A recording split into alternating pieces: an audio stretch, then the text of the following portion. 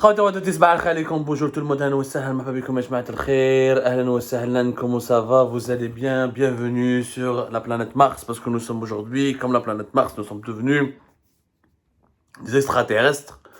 Grâce au pouvoir algérien, nous sommes devenus des véritables extraterrestres. Maintenant, tout le monde parle de nous, tout le monde parle de ma personne, d'Abdo Samad, de Algérie Part, une publicité inouïe, une publicité tout simplement hallucinante. Je n'ai jamais imaginé que j'aurais pu devenir le cauchemar du régime algérien. Je n'ai jamais pu imaginer qu'un jour, un simple journaliste que je suis, avec mon laptop, avec mon smartphone et avec les moyens rudimentaires, que j'allais transformer le régime algérien en une machine de production de cauchemars, en une machine de production de clips de propagande. Bon, j'ai une information importante à vous annoncer aujourd'hui. À la suite de l'arrestation de M. Samir Lounès, et à la suite d'informations concordantes qui prouvent que Samir Lounès a été torturé, a été violenté, a été malmené, a été mis sous pression, a été pressé pour donner un témoignage fallacieux, complètement faux, un témoignage qui implique en plus des personnes de nationalité française qui n'ont strictement rien à voir, ni de près, ni de loin, avec Algérie Part et son travail sur l'Algérie. À la suite de tous ces éléments que nous avons pu recueillir, je le dis bien que Samir Lounès a été torturé, violenté, mis sous pression et harcelé et contraint de donner un témoignage fallacieux et qui est totalement faux. La preuve de ces actes de torture, elles sont très simples. Pourquoi avoir flouté son visage? Pourquoi la DGSN a flouté son visage? Qu'on m'explique pourquoi la DGSN, la police algérienne, a flouté le visage de M. Samir Lounès. S'il n'avait rien, aucun acte de torture, s'il n'a pas été frappé, s'il n'a pas été violenté. Simple.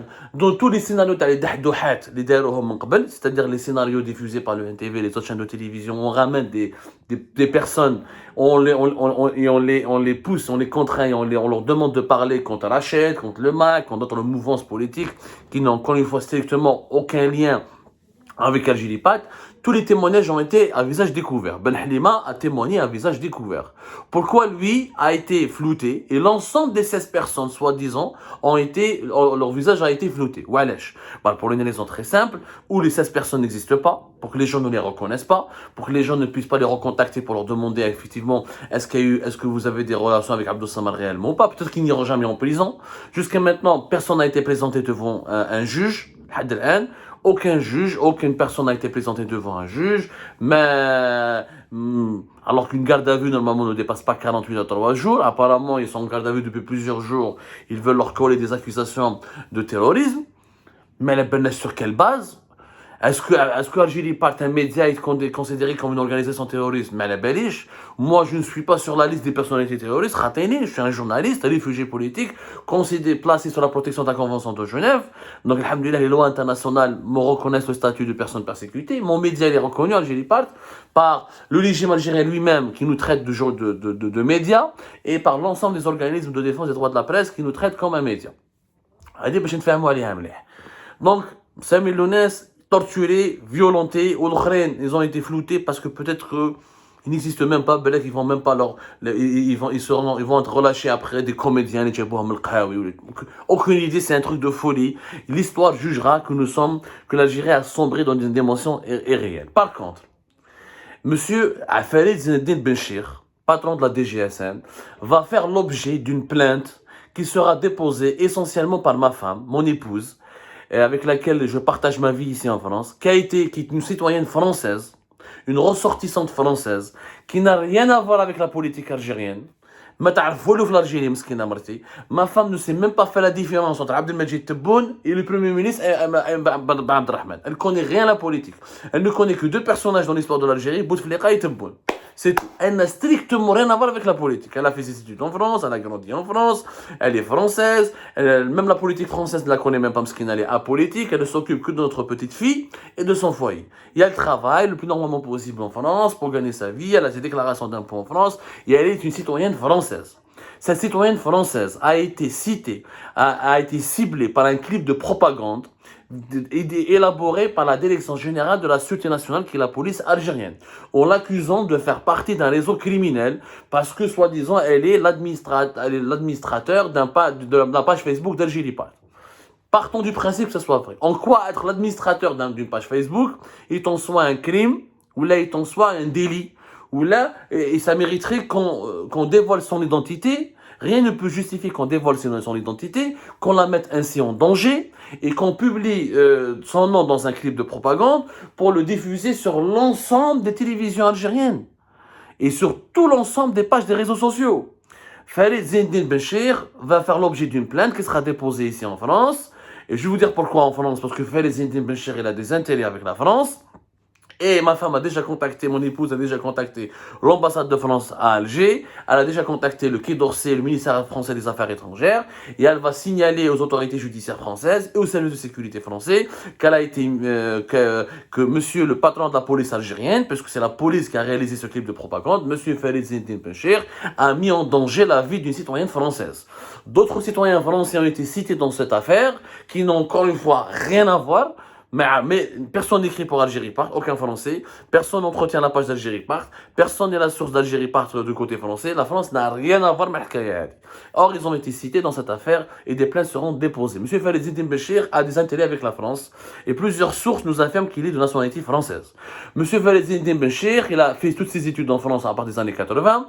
Il a obtenu un doctorat d'État en criminologie à l'Université Paris de Panthéon. Il a un diplôme de 3e cycle en psychanalyse à l'Université de Paris 13. Et entre 1989 et 1992, M. Farid Zindine Benchir, l'actuel patron de la police algérienne, était conseiller auprès d'une prison en France, la maison centrale de Poissy, qui est située ici dans la région parisienne, ou qu'un conseiller auprès du centre de détention de Melun. Il a fait des travaux dans les prisons françaises, il a travaillé au sein des prisons françaises et vous savez, la loi en France, elle est claire. Tu ne peux pas travailler dans ces centres de détention en France si tu n'as pas la nationalité française. Donc, il est fort probable que M. Farid Zindine Benchir, je n'ai pas l'affirmation, je n'ai pas la confirmation officielle, mais il est fort probable qu'il soit titulaire de la nationalité française. Je ne sais pas s'il a renoncé à sa nationalité française pour occuper le poste de patron de la DGSN. En Algérie, la loi interdit aux franco-algériens ou aux Algériens qui sont titulaires de nationalité étrangère d'occuper des fonctions suprêmes au sein de l'État, mais certainement de beaucoup plus ministres et premier ministre, président de la République et d'autres postes sensibles. Est-ce que le poste de directeur de la police algérienne est inclus dans la nomenclatura des postes sensibles où il est interdit d'avoir une nationalité étrangère? Ça, on le saura. Moi, je défie Farid Zindine Benchir de faire preuve de transparence et de nous dire est-ce qu'il est français ou algérien ou est-ce qu'il est les deux à la fois. En tout cas, la loi en France, elle est claire. Tu ne peux pas travailler au sein ou là auprès d'une prison française sans que tu sois titulaire de la nationalité française. C'est comme pour la fonction publique, c'est comme pour l'enseignement en France, ou pour l'enseignement dans les écoles publiques, ou dans les écoles publiques notamment. Il faut avoir la nationalité française.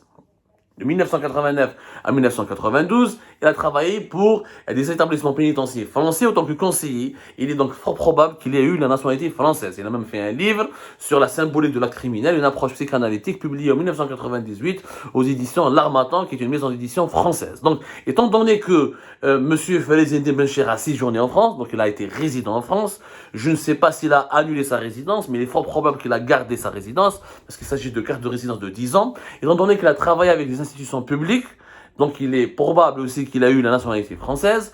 Partant de ce principe qu'il est potentiellement français, en tout cas au minimum résident français, donc une plainte sera déposée en France au niveau des juridictions compétentes pour mise en danger de la vie d'autrui.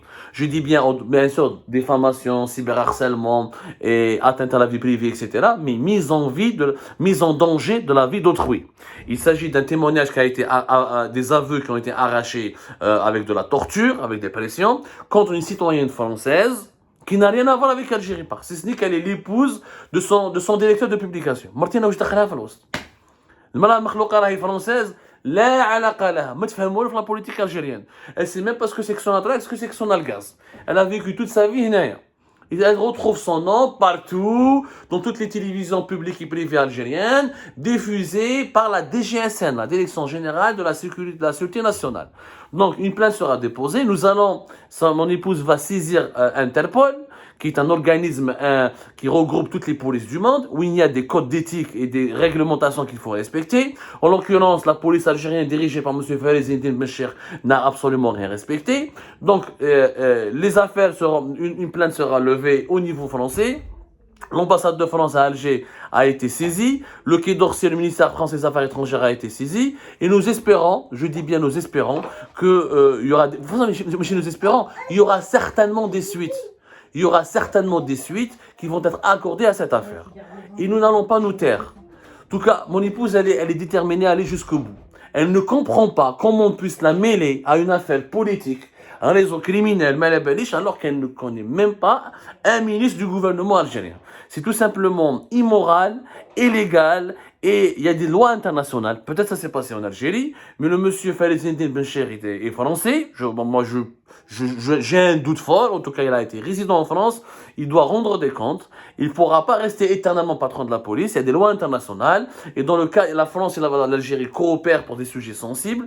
Dans le cadre de cette coopération bilatérale, la France a le devoir de protéger ses ressortissants, ses citoyens. Elle a le droit aussi de demander des explications. La police algérienne a mis en danger des citoyens français, je dis bien, a mis en danger la vie de citoyens français qui n'ont strictement rien à voir. A mis en danger, c'est simple.